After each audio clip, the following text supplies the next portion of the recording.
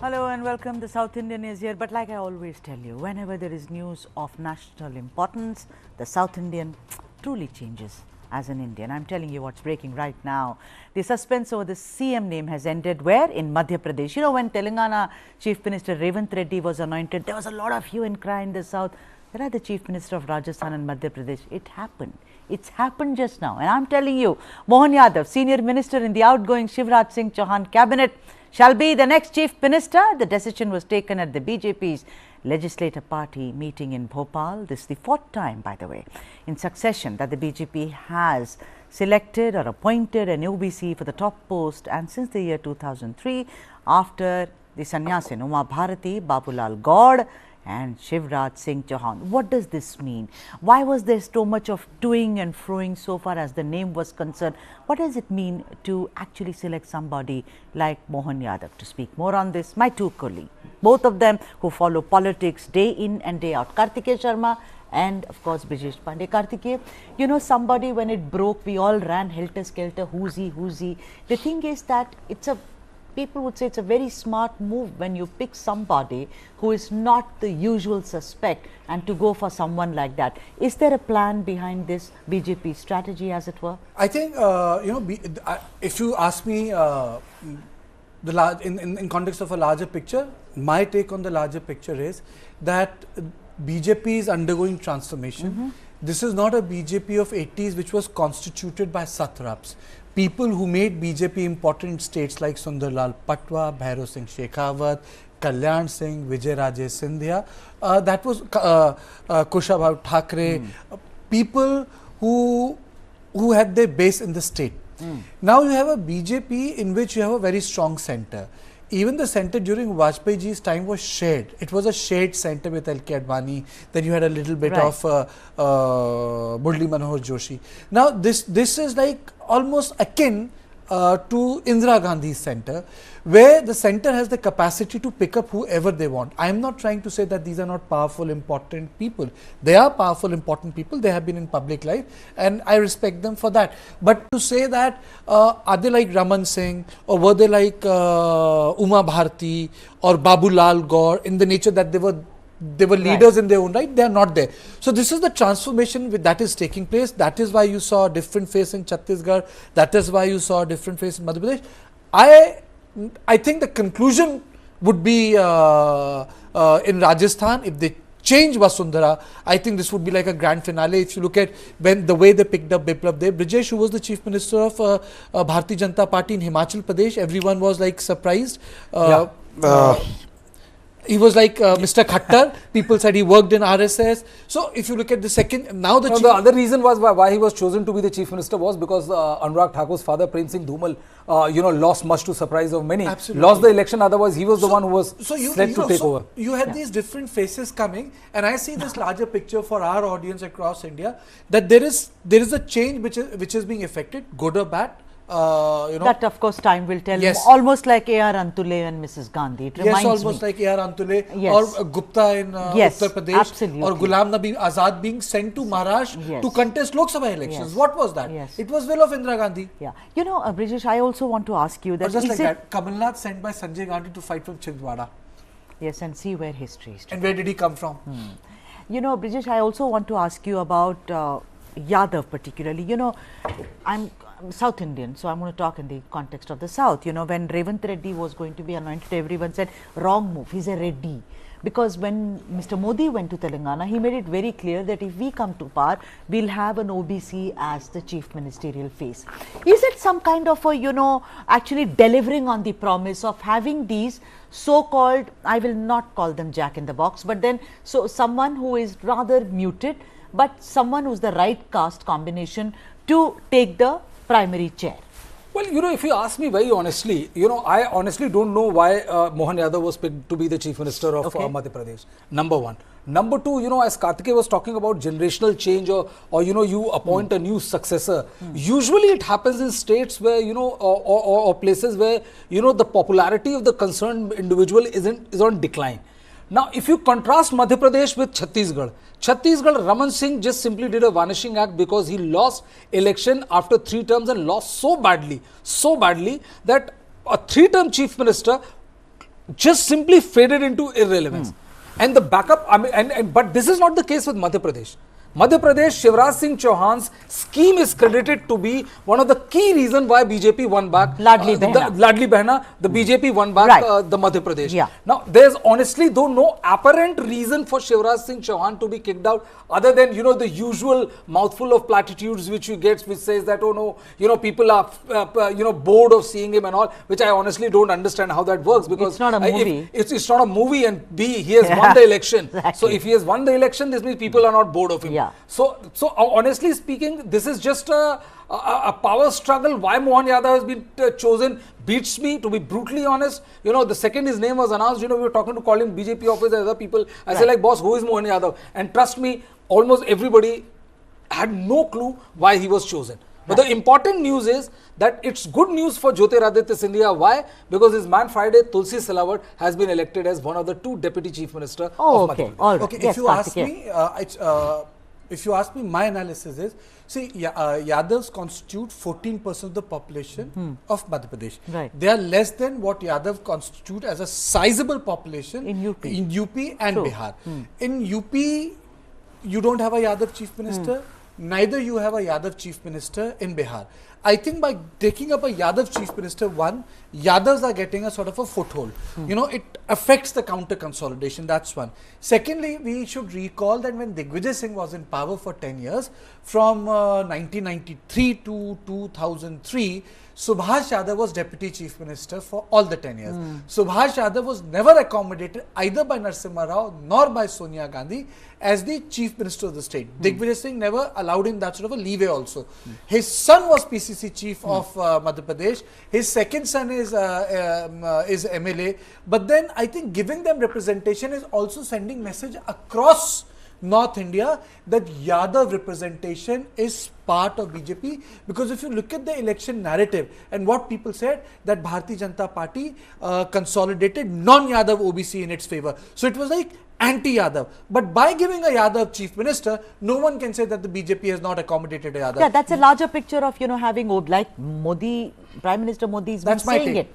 Yeah, absolutely. No, because there's also one more thing that, you know, if you analyze the general election, which is completely different from assembly elections and all, one of the key pet peeves of Akhilesh Yadavs and the likes of the senior Yadav leaders is that most of the Yadavs vote for Narendra Modi when it comes to general election. And in general election, no Yadav leader can claim for sure, or Akhilesh Yadav or Samajwadi Party leader can claim for sure, that Yadav voters are not going to go and vote for Narendra Modi. And honestly speaking, Shivraj Singh Chauhan is the one who has been delivering them, I mean, like on a trot, 28 seats out of 29, 29 out of 28 out of 29 both times. So I mean, you know, honestly speaking, removal of Shivraj Singh Chauhan, why they have to remove Shivraj Singh Chauhan to effect in a new age change. I mean, you know, if Manoj Yadav is the change which we are talking about, is like it beats me No, but completely. it could very well be age, Kartikeya. And also the larger question I want to ask you is that when we speak in the, you know, about the Congress party under Mrs. Gandhi and now Mr. Modi,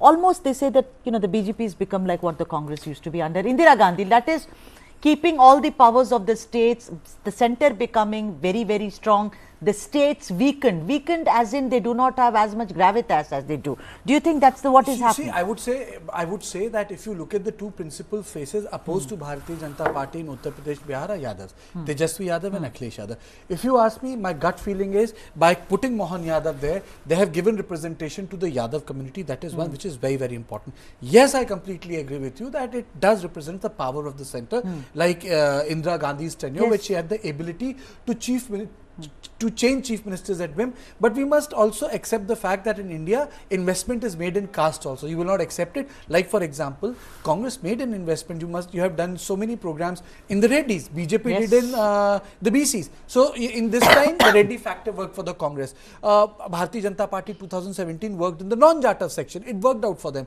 So they have decided to ensure that, you know, even the Yadavs are represented in their panoply of the chief minister. And I think it's very well done, because ultimately 14% is substantial.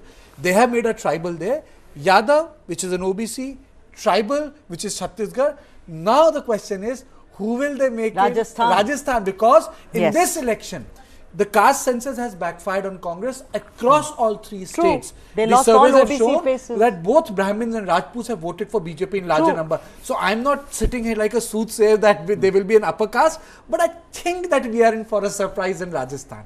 And this is also, indicative of one more thing that, usually you say that, that there's a powerful center Right. which gets its writ run large over. But, that's not 100% the case. The reason why I'm saying this is that because, the election results were declared on 3rd.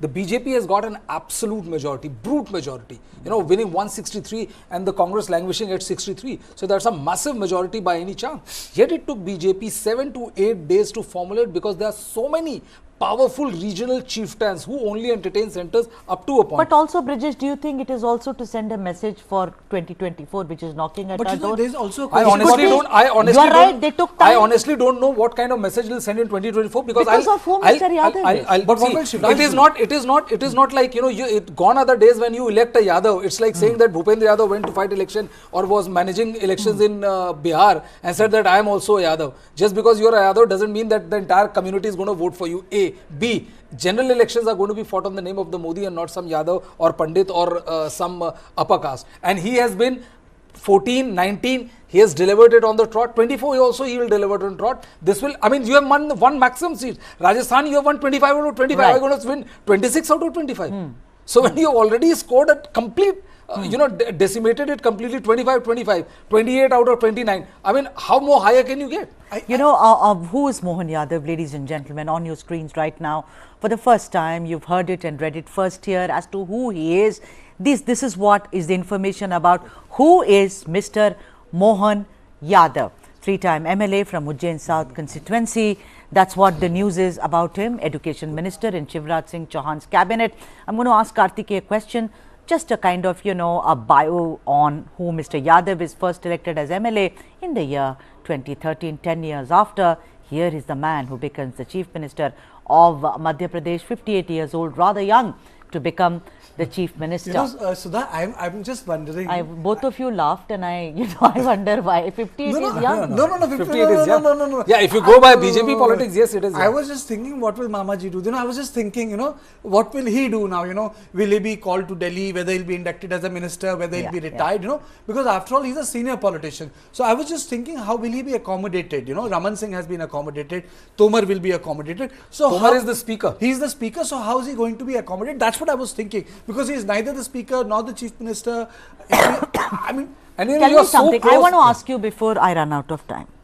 The thing is that isn't it true that the Chhattisgarh chief minister, Vishnu Sai, he was removed as BJP head in the state and then he's being made. Now what is, people are going to come back to that if I fail in class 8, how come I get double promotion and go to class 10? What is the thinking here?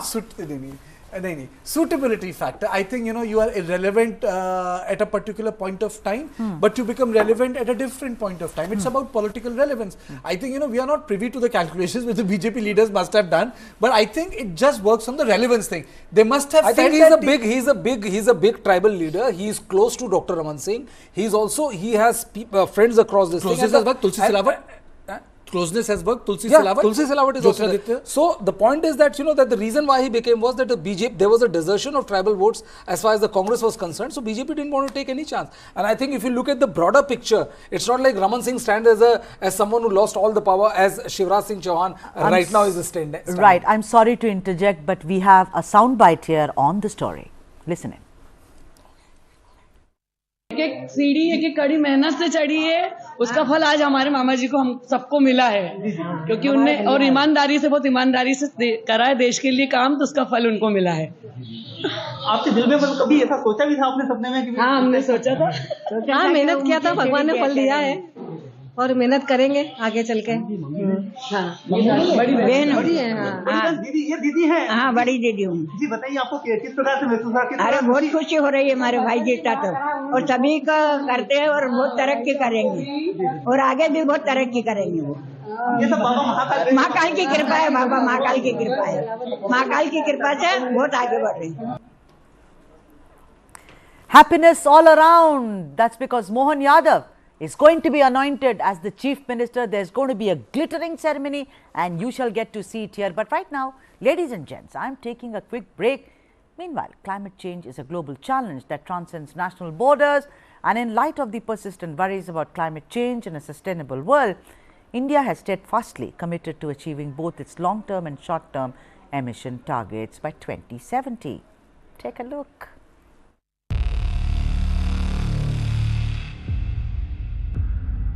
वर्ष 2070 तक Bharat net zero का लक्ष्य हासिल करेगा।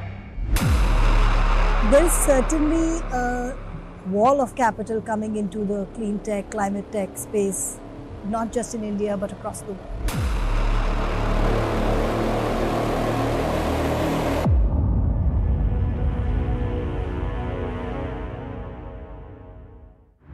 This and more, streaming on world's first news OTT, News9 Plus. Download now.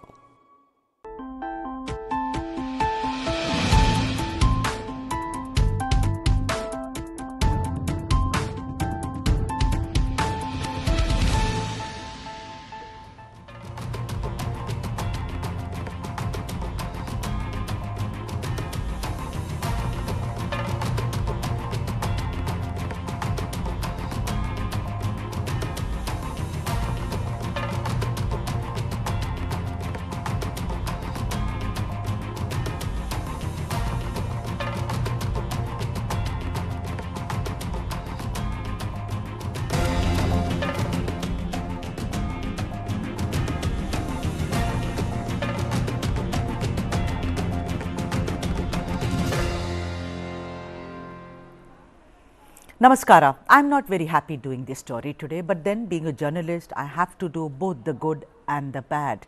What to do? So, this story is something which actually made me sit up and take notice. I am sure a lot of women as well as men, I am including men also, who must have been very, very shocked. At least the men I know were shocked. Yes, it's the so-called Silicon Valley of India, the bastion of information technology, a city where around 20 lakh and more women form the workforce of IT industry alone. Wait, it's part of South India. You know, this show is called the South Indian. And South India, by all accounts, is way ahead in several indices. That's what we know. It's a fact. I'm not just saying it. Whether it is primary education also, whether it's health parameters, and whether it's putting a lid on criminal rate. So what happened, guys?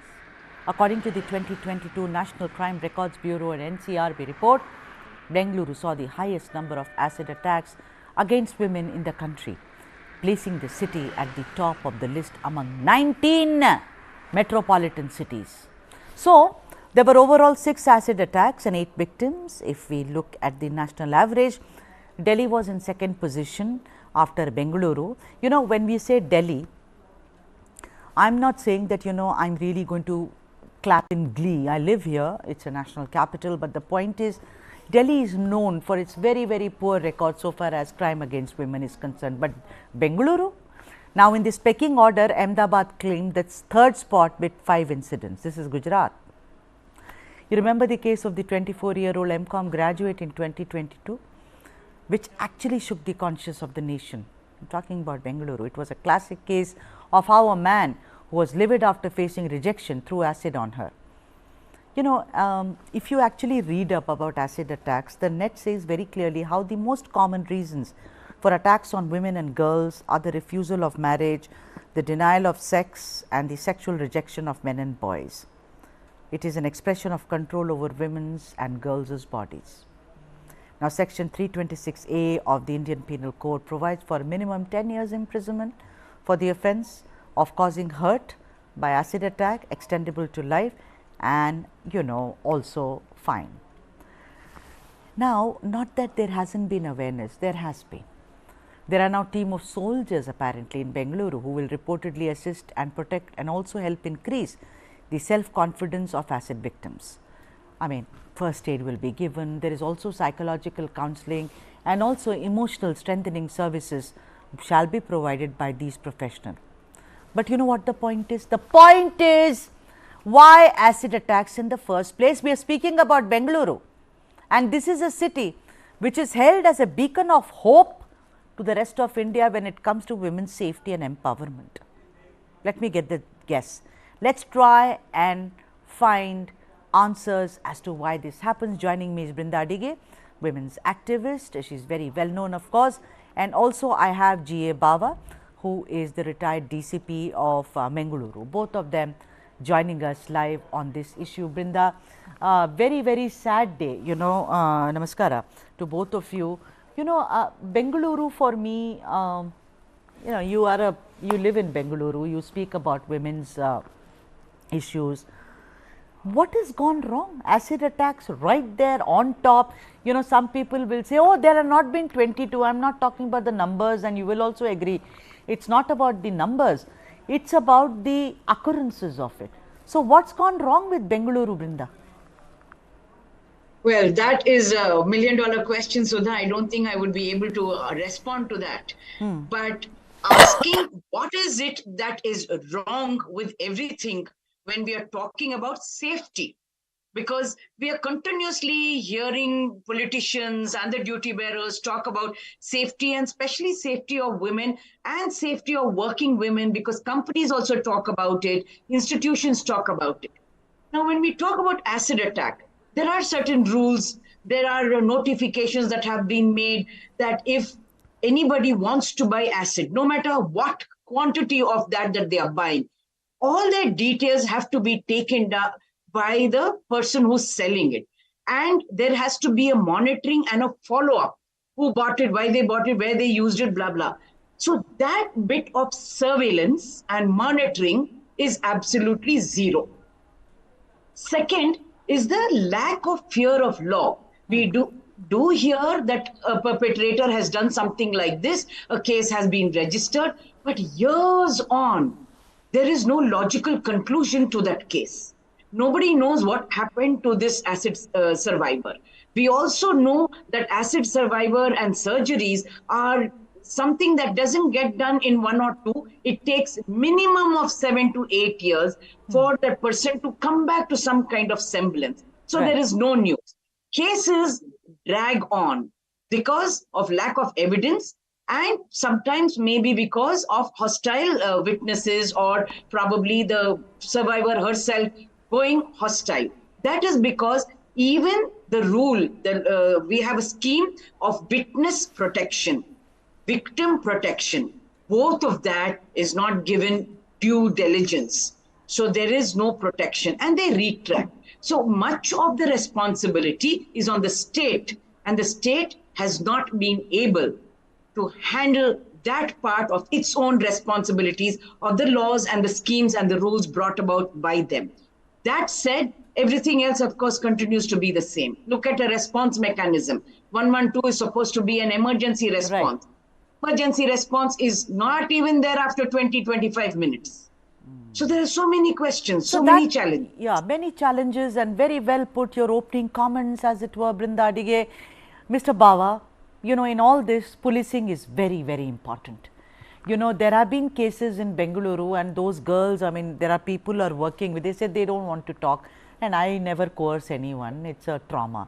They say that, you know, when we go to the police station and we say, so-and-so has been stalking me, so-and-so has said, I will throw acid on you. What? You've rejected me? You said you will not marry me? We will see. You are very proud of your beautiful face. No, we will see.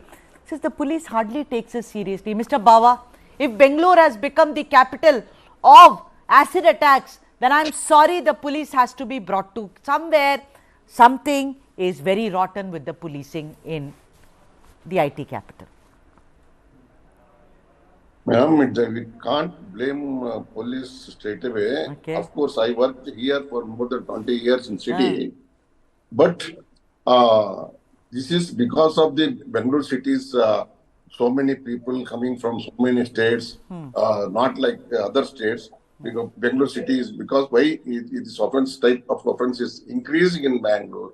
Because of, because of love affair, you already rightly said, because of love failures and jealousy and possessiveness, and all these things are all these things are there. It is the reasons, motive for the acid throwing. So many cases are reported, and I really surprised to hear and know that Bangalore is number one. Yes. Number one because of maybe this because of artificial life. There is no fear of law, and there is no fear of God and morality. All these things are involved, and this offence is very, very heinous offence, because the acid is a very, very corrosive substance, and it will take away the eyes and her figure. Everything is there.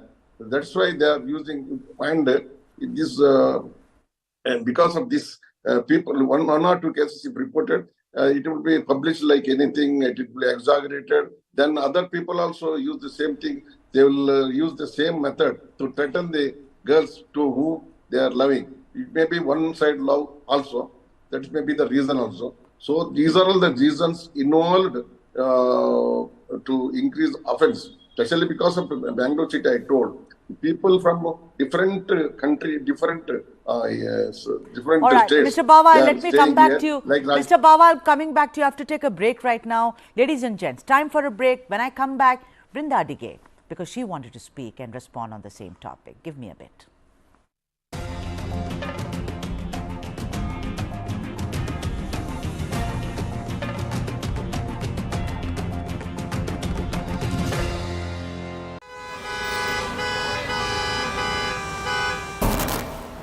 Bangalore traffic is an example of something that has gone wrong with our system. We have more than 50 flyovers in Bengaluru city. If flyover is a solution to traffic problem, Bengaluru should not have traffic problem. According to TomTom Traffic Index 2022, Bangalore is ranked as the second worst city in the world when it comes to traffic.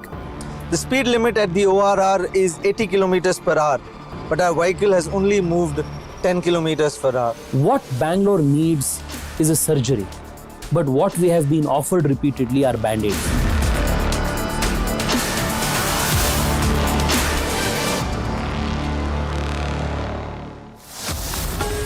Only on the world's first news OTT.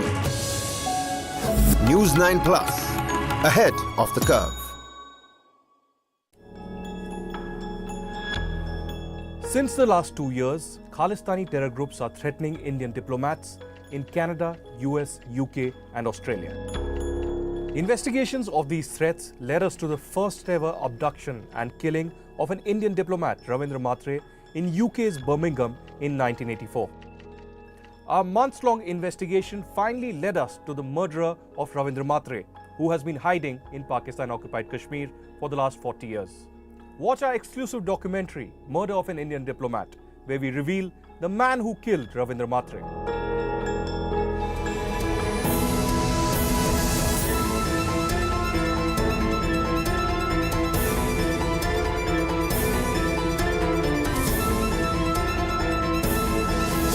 Stop searching, start streaming. Download the world's first news OTT, News9 Plus, ahead of the curve.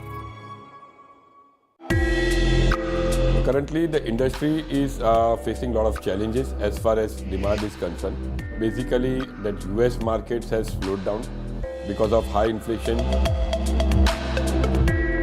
So obviously, diamonds being a dream product, something which doesn't have a utility value or is seen as a luxury. So that obviously goes off your shopping list. That's the first item that will go off your shopping list, especially in recessionary trends.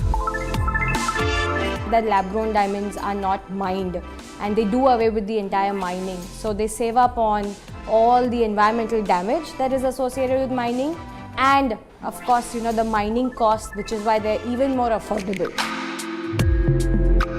People that is impacted by all these recessions are the artisans, are the people who work in this industry, right? But I think lab-grown diamond has allowed them to actually use their skills in the same product. This and more, streaming on world's first news OTT, News9 Plus. Download now.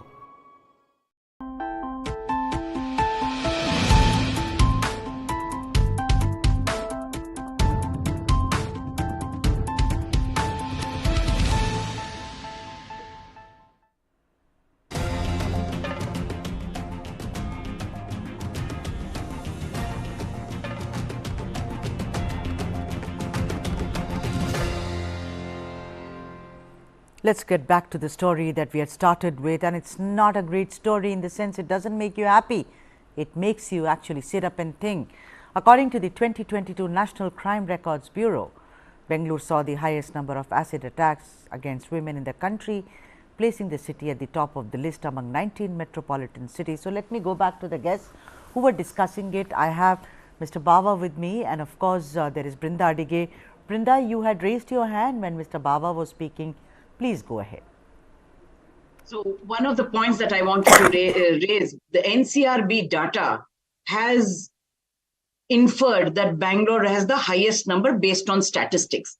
But I would like to also bring about the other side of the inference that maybe they are more free and open, and probably the police are registering cases that come to them. Right. Maybe the other states may not be registering the cases that come to them. So the data is showing that we have the highest. Now, that said, I still know that there are many people who do not register an FIR for fear of retaliation. Okay. And that might be possible and true also in the other states where the police may not be too open or may not be comfortable registering these cases because of n number of reasons. So I don't want to accept the statement that we are the highest in the country and so we must be worried. I think safety of women and acid attacks are across the country. The fact that women are coming forward to register these cases, we must make some noise about it and applaud the Bangalore police saying, you are registering these cases, very good. Where is the logical conclusion? How long does it take for investigations? Are these people punished? What is the rate of bail that is being given to these people? What are the conditions? Because that said, we now want to ask the courts, what are they doing when a case comes to an end? Nobody hears of these people jailed because this is a serious offense. What is the kind of jail term or punishment that is meted out to perpetrators after the completion of a case? That is a very, very serious question. You know, NCRB data is something that we all go by. I do get your point where you say, Brinda, that maybe, you know, it's not getting reported elsewhere, but NCRB also does primary and secondary, you know, looking at data. And let me tell you, so far as crime against women is concerned, the Telugu speaking states are not doing well at all. You know, they are right on top, you know, both the Telugu speaking states. And now the thing is that one has to, of course, look at it relatively. But my point is this, that if the South has better indexes, so far as crime against women is concerned, when you compare it with an Uttar Pradesh or a Madhya Pradesh, Punjab, for instance, acid attacks are a lot in Delhi is also listed there, Ahmedabad is listed there. The point is that you can't have a dichotomy where you have the IT industry, where you have 20 lakh plus women, and on the other hand there is acid attack going on. I mean, and I think it's rather lazy also of all of us to say, okay, my city is growing, what to do? There are other people who are coming, but the police is supposed to police you. You know, you can't. Go on, Brinda. Yes, I agree with you completely, Sudha, because I wanted to respond also to Mr. Bawa to say, these are not statements you make. Infrastructure, availability of duty bearers to respond to how the city is growing is not something that you just woke up today and said, oh my God, the city has grown. No, we've been doing this for the last 20 years. Yes. Since 91, when Bangalore became the Silicon City. What have we changed? Nothing.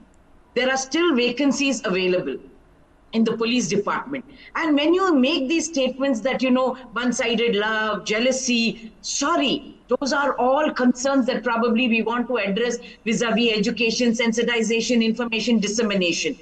Vis-a-vis law enforcement, there is a huge lacune. Yeah, and that lacune has no excuse whatsoever.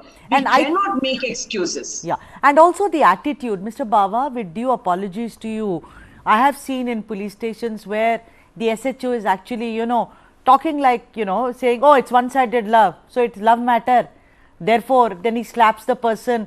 The point is not that. The point is, why did you, how dare you go and buy acid?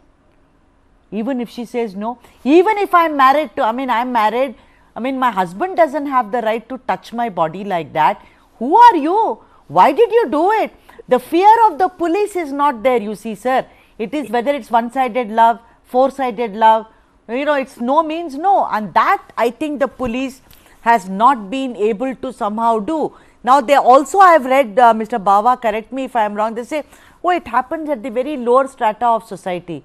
But why is it happening? Not at all. I mean, Siddaramaiah, Mr. Siddaramaiah, your chief minister, has given a job to a acid attack victim, I mean, has accommodated her, but life is ruined because, you know, there is physical pain, there is mental trauma, there is no acceptance by society. So, sir, to say the city is growing, then the police force is, you know, very, very short staffed, we all know it's how hard the police works. But the point is, there is a way out, there should be a way out, no, sir?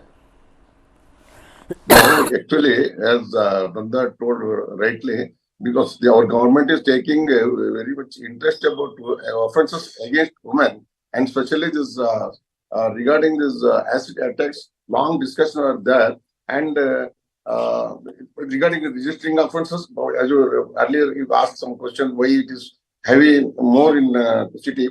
It is maybe because of the this one registering of the cases. The bulking of offences have been taken very seriously here, and the mentality of police about you are talking. It is something some training is required for that if it is so. But it's everywhere, every police stations it will not be there. Every police officers are not behaving like that. It has been now government is taking very seriously how to talk, how to behave, how to take the offences against women, as to take about seriousness and all. This is all, everything is there. But if there is any lack, yes, we have to give some orientation, this training about to the. Mr. Bawa, doesn't it shock you, sir? Doesn't it shock you that Bengaluru is topping this? I was shocked. You know, I've lived in Bengaluru. Yeah. You know, it is shocking for me because. You know, when you compare it, I live in the north, when you compare it with North Indian cities, Bengaluru is far more safer, sir. Of course, our lifestyles are also different. But, you know, today it is shocking. So, somewhere there is a big problem, no, Mr. Bawa? We have to first recognize there is a disease. At the same time, they must have, the people are there, so many educated people are there, IT is growing, and youngsters are more from here, from all states. Because they may lacking of real education of morality and the relationship. If you see, if you are living in that's all the joint family, there must be such the training will be there in family itself. But it is now it is not like that. What is the there, people sir? are living alone. I have known rape in joint families, sir. What are you saying, sir? Ha, Brinda, go on. No. Joint family will give good education. No, sir. Sorry, it doesn't work. I have lived in one. No, it doesn't work like that. Yes, sir. Yes, ma'am. Go on. Two things, Sudha and Mr. Bawa. One is the fear of law is absolutely nil. Yes. That's a big question. Now you want to ask, as the police force, why is it the fear of law is so bad? Two, I don't think it is right and fair to place the burden on the families, talking about nuclear families and joint families and morality. It has nothing to do with all of it. Where is the fear of law? So fear of law may not be only the responsibility of the police, but it is the first contact point. Where is it that you all the time say prevention is important? Yes. But when somebody goes to the police station, a crime has not yet been committed, I cannot take a complaint. So where is the entire area of prevention? You want to prevent. Somebody's stalking me. Nanda, as you know, you are with us for so many. Nanda, you know, you are with us for so many years.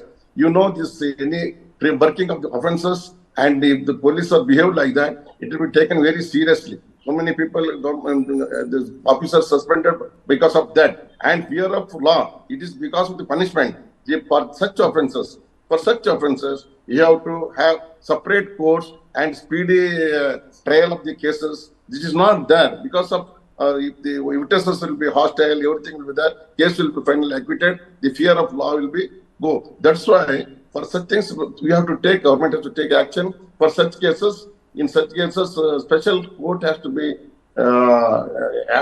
appointed, and protection for the witnesses and the victim it should be there. These are all the things involved in this, and court, police, and prosecution all must be together to for the speedy recovery and to get the conviction in such cases. If All cases right. are convicted, fear of law will be there. All right. I completely agree Yeah. with you, Mr. Baba. The prosecution and the judiciary have the same equal amount of role to play. But here I'm just asking, if somebody comes to the police station to say this person has threatened me, Yes. an FIR is not registered. Yeah, it's so happened. if it could be You're right. registered, where the fear increase. Sir, Mr. Babashi is right. I have also faced this. If I come to your police station and I say this man has been following me from work to home every day and I don't like him and we are fighting, do you think an FIR is ever registered? No, sir. We are just said, kuch nahi hoga, agli baar se kuch nahi hoga, just be careful, madam. You know, do not get down in the same spot. All this. So that's what Brinda is also asking. If an FIR is not Madam, recently in the Home Minister Meeting, he has specially specified about the working of the offences. All the cases has to be registered immediately. That is the reason Brinda told now, maybe. But this working of offences will be taken very seriously, and any such behavior of the police will be taken very seriously, and action will be taken against such it's not about the behavior of the police, sir. It's about the conduct, whether you will take the person seriously or not. In most cases, it is rejection. It is a love story gone bad. It is about, sexual offense. It's about if I do not want to have sex with a man because I don't think he needs to be in my life again, he comes and throws acid on me and ruins my face because that is who I am. That is my entire identity today, whether it's Aadhaar card, passport, this face goes as Sudha Sadanand. So therefore, it is about it. What I am asking you and appealing to you is, sir, that prevention is very important for such a crime. So does the police I always agree. The prevention is better than cure and everything. For that, police has to also be, everybody must have such mentality that they have to give protection. No, not only in these cases, any cases, any complaint, they should not negligent about any offences. They have to take action. They have to take a case. Brinda, and in this case, you might have seen. Brinda, what about the selling of acid? So easily available, you can go to any shop and buy it. Why is the state not looking at putting an embargo on that? Brinda Adige.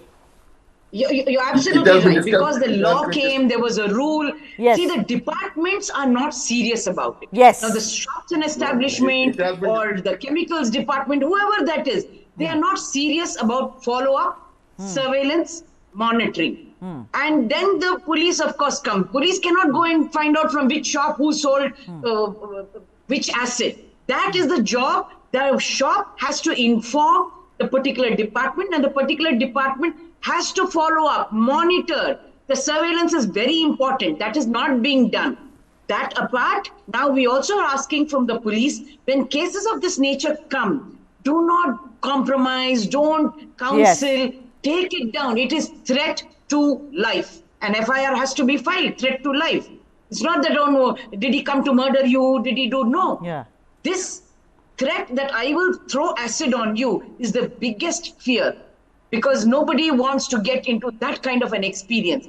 If the police can address that at that point of time, maybe there is a fear of that law saying I totally case agree. will be registered. I totally agree with Brinda Adige. Their prevention is better than cure. Thank you so much. I've completely run out of time. Brinda Adige, such a pleasure as always. Mr. G.A. Baba, I hope we meet in pleasant circumstances, sir. But thank you very much indeed. That's all I have time for. And now let's watch News9 Plus documentary, which is called Entrapment. Now, Pakistan is training women to act as intelligence operatives and trap influential Indians. They seek confidential information in lieu of sexual favors. Experts warn defense personnel and scientists not to seek love in the virtual realm. I recently received a friend request from Mahira Sharma. Now, we seem to have a lot of friends in common on social media, particularly from the military veterans community. But something about her didn't quite add up. So we decided to investigate. Now, honey traps as an espionage tool are nothing new. They've been around for centuries.